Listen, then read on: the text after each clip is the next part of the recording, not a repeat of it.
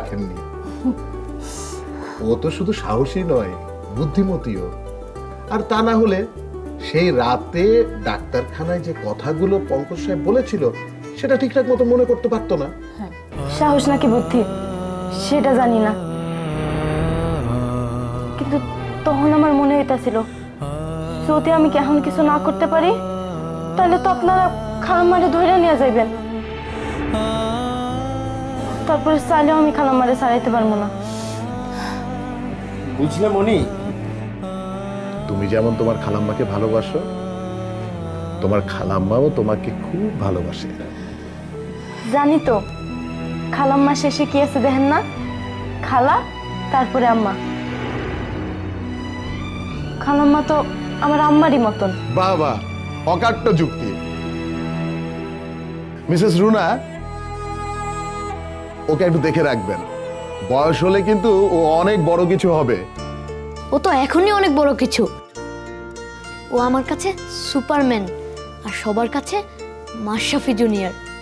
Mashrafe junior? ওই যে আমি একটু ক্রিকেট খেলতে পারি তো, তাই ওরা এই নামে রাখে। কিন্তু আমার সে আমার ভাই খুব ভালো ক্রিকেট খেলতে পারতো। মানে ওই ছেলেটা যে ডেলিভারি দেয়? হ্যাঁ, সেই আমার ভাই মন্ডা। মন্ডা? মনি, তুই তোর ভাইকে খুঁজে পেয়েছিস? পাইছি তো খালাম্মা, দুইবার পাইছি। কি বলিস? কিন্তু সেই ছেলেটা তো তোমাকে চিনলো না মনি। চিনবো, ঠিকই চিনবো। আবার সামনে এলে ঠিকই চিনবো। মনিরে না চিনাকে মনটা কোনোদিন থাকতে পারবো?